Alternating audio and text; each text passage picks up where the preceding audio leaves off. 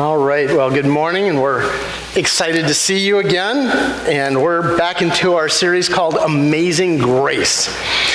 Last week, our kickoff week, we studied Genesis chapter 2, which is the whole story of Adam and Eve.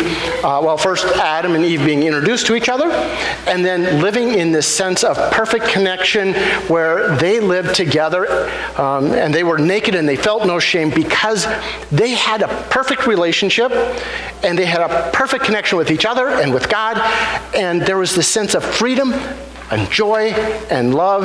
And then we talked a little bit about how through grace we can have that same experience of freedom from shame, freedom from disappointment, freedom from all the things that hold us back. So that was last week. This week we're in Genesis chapter 3, so I encourage you to find that. Genesis chapter 3, we'll start at verse 1. And today we are going to discover the incredible destructive power of doubt. Because doubt is really destructive. It's destructive to our souls. And so we're going to take a look at how that happens, and that is revealed in Genesis chapter 3. So let's read Genesis chapter 3, starting at verse 1. It says, "Now the serpent was more crafty than any of the wild animals the Lord God had made. And he said to the woman, 'Did God really say you must not eat from any tree in the garden?' And the woman said to the serpent, 'We may eat fruit from the trees in the garden, but God did say, you must not eat fruit from the tree that is in the middle of the garden, and you must not touch it, or you will die.'" You know, the more I study this story, the more complex, the deeper the layers go. Yeah, when I was a kid and we studied it, it seemed like such a simple story. Adam and Eve had this sense of perfection. Satan shows up as a snake, tempts them, and they go down the wrong road, and now there's sin. But man, there is some deep stuff going on here. And let's start with the word crafty. In Hebrew, the word crafty is the full translation is something about being street smart, being cunning, being sly, being wise, but not in a positive way. And obviously, the snake represents Satan, who embodies all of those traits. In other words, this guy, he's been around the block, and he knows how to play the game. And his opening line is, "What? You can't eat from any tree in the whole garden?" This line is actually genius. I was listening to a presentation online, and it just so happened that the person said, if you want to engage someone in a conversation, if you want to suck them in and get them to talk to you, all you have to do is propose a false statement. Something that can be easily proven wrong. Because inside of us is this tendency to correct people. So when people have a false belief or make a false proposal, and you say that, the other person has like this inner desire that goes like, "Oh, I can't just let that slide." And so they respond. And so what Satan has done is now he's opened up this conversation with Eve, and now they're having a discussion. And so again, he's streetwise, he's sly, he knows what he's doing, he knows how to play the game. And so what she says is, no, we can eat from any tree in the whole garden. Well, except for that one tree in the middle of the garden. We can't eat from that one. In fact, we can't touch it or we will die. Now, the author is really clear here that there's this funny thing going on.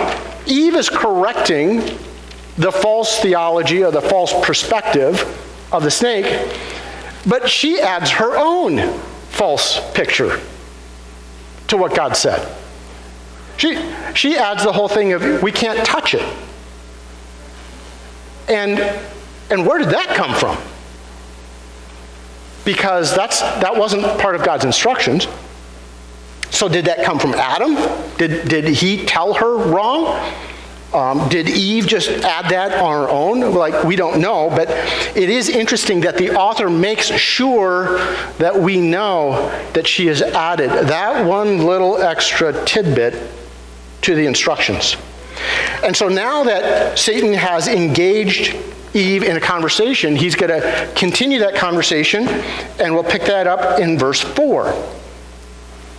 He says, "You will not certainly die," the serpent said to the woman, "for God knows that when you eat from it, your eyes will be opened, and you will be like God, knowing good and evil."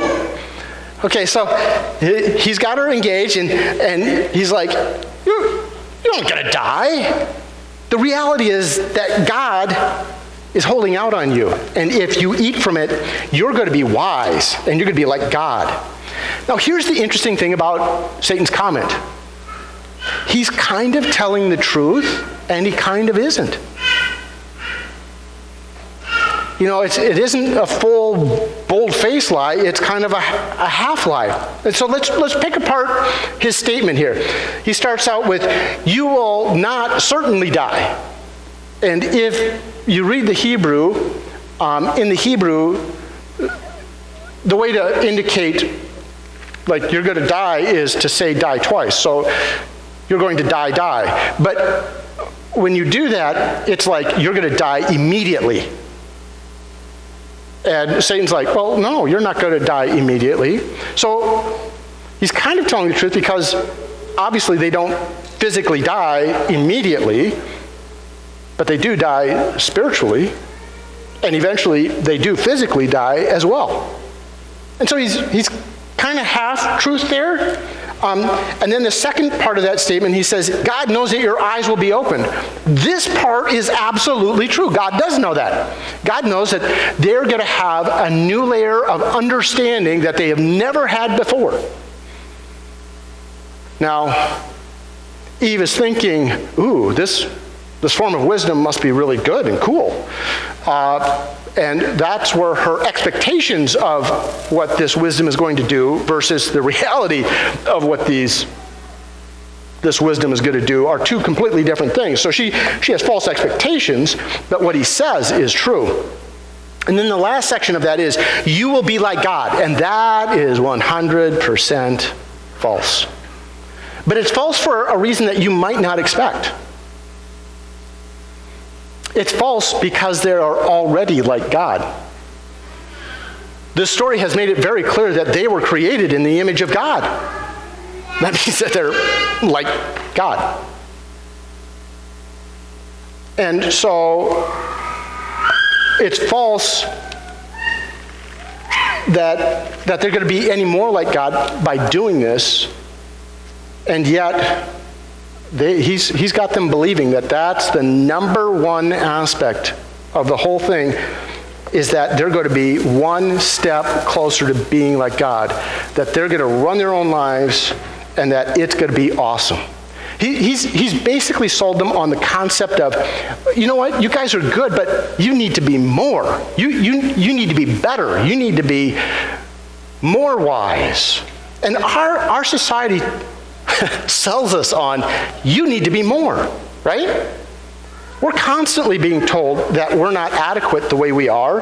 And that's the same old lie that Satan told Eve. And you know what? We're still buying it today. Literally, we're buying it. Because if you look at advertising, that's what advertising is all about. For instance, like this first advertisement. You need to be healthier, right? Isn't that great?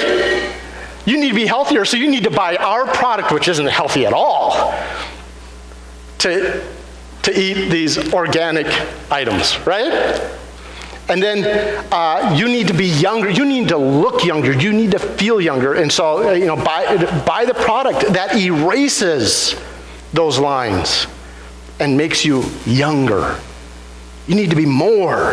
And they sell us on, we need to be number one. We need to be in power. Yeah, more power. And we buy it. There's this inner compulsion that we have we need to be more. And so we become so accustomed to these messages. that we kind of don't even really notice them anymore. And we expect them, and we buy them, we buy these messages because we buy the products. We want to feel like we are more than we are. So we work hard, we buy all kinds of stuff, and we stress ourselves out, we're tired, we're frustrated, just like Adam and Eve were soon after this story. So now watch what happens in verse 6. In verse 6, when the woman saw that the fruit of the tree was good for food and pleasing to the eye and also desirable for gaining wisdom, she took some and she ate it, and she also gave some to her husband who was with her, and he ate it. All right, so moments after the snake feeds her these lines, something happened inside of Eve, and the author of Genesis tells us the kind of the inside scoop of what's happening in Eve's mind. And he says that she looks at it and she goes like, ooh, that could taste good. That might be, I mean, it's fruit. It could be, it's healthy, right? It's fruit. And then she begins to rationalize, not only is it fruit, it's going to give me wisdom. It's going to make me into something more.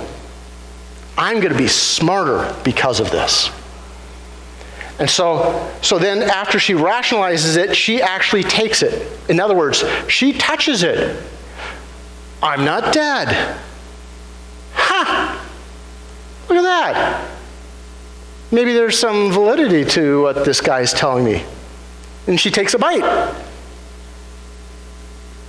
And she's still not dead physically. And then it says that she turns and she hands it off to Adam, who was there with, did you notice that? Who was there with her. It wasn't that he was on the other side of the garden. He was there with her. He's been the silent partner all along. He hasn't said a word. He hasn't done a thing.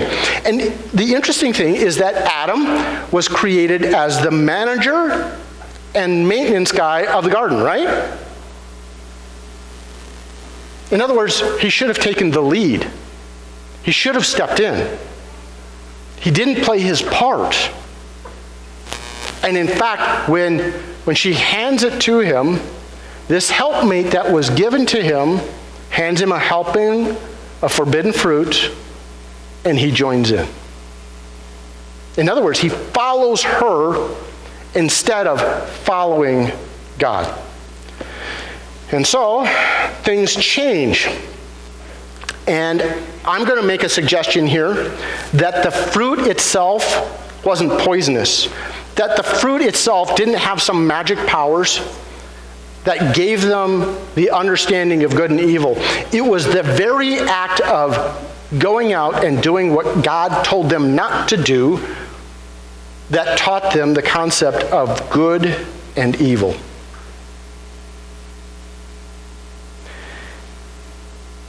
And I'm telling you that because the real poison that kills our souls is us declaring independence from God and choosing our own wisdom and our own direction rather than following God and letting Him take the lead. And so our doubt in God and our faith in ourselves is what's poisoning our soul. Our faith, where we place our faith, makes all the difference. And so the question that we have to wrestle with is, where is my faith? Where do I put my faith? And we would like to tell ourselves, oh, well, hey, my faith is in God.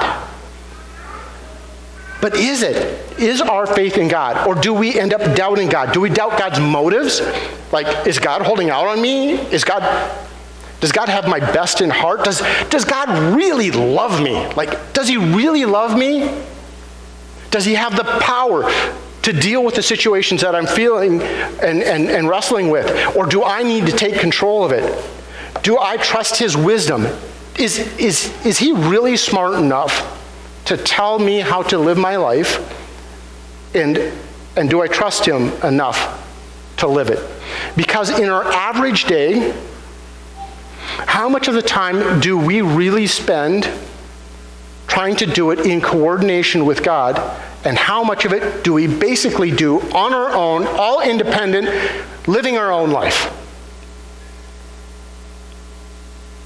When we really look at our life and we really study it, are we just doing life on our own, under our own wisdom, living independent of God, and then jumping in and giving him like 15 minutes a day, or a little bit here or a little bit there? Or are we aligning our whole lives with him? And so I put together this chart because I wanted to kind of create this visualization of the cycles that we can put ourselves into.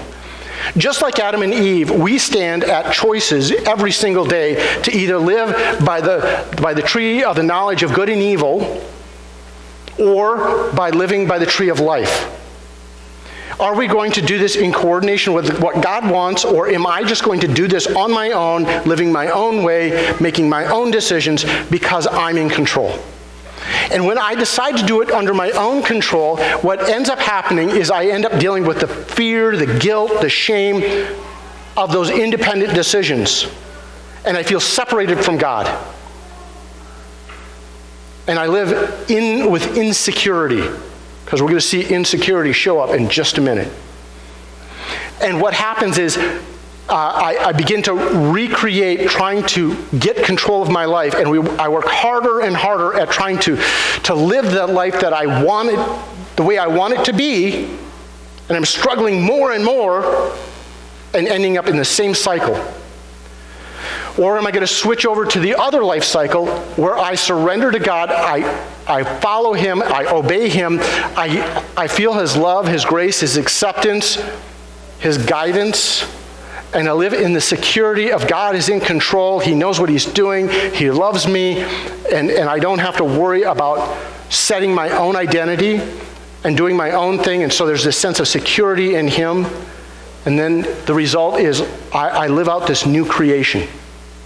I have to make a decision which cycle I'm going to go with. And look at the results of what happens in verse 7. In verse 7, it says, "Then the eyes of both of them were opened, and they realized that they were naked, and so they sewed fig leaves together and made coverings for themselves." So they declared independence from God. They got what they wanted. They now know the difference between good and evil because they've experienced it. And the result was this sense of shame where they began to hide themselves, to cover themselves. See, this wisdom that they were seeking was supposed to make them feel wiser, more secure, more in control. And what happened was the exact opposite. It destroyed their confidence. It destroyed their security. They were embarrassed. They felt vulnerable. They felt like they needed some way to cover themselves up. And so they take action to make themselves more acceptable by covering themselves. And what if we as Christians are doing the exact same thing? What if we're working really hard to cover ourselves to make us look good?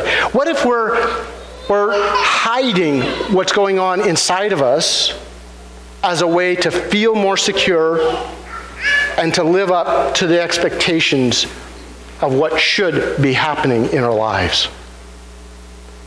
You know, we do all kinds of things to try to take control of our life and to become more. You know, God, if I just set these rules that restrict how I live, then I will be more and I will live up to everything you want and I will quit sinning.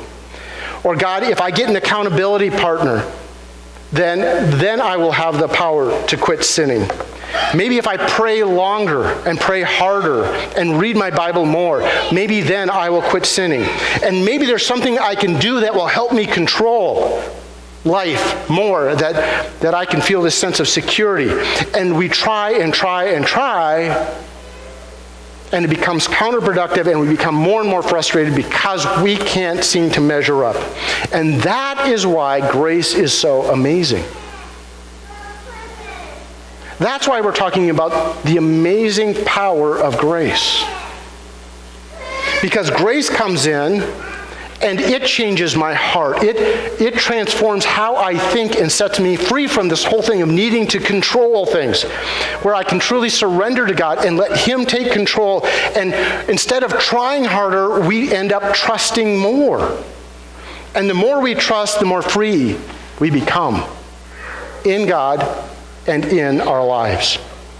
And so my challenge for us today is to consider, as we're going through life, how much time am I trusting God versus how much time am I trying harder?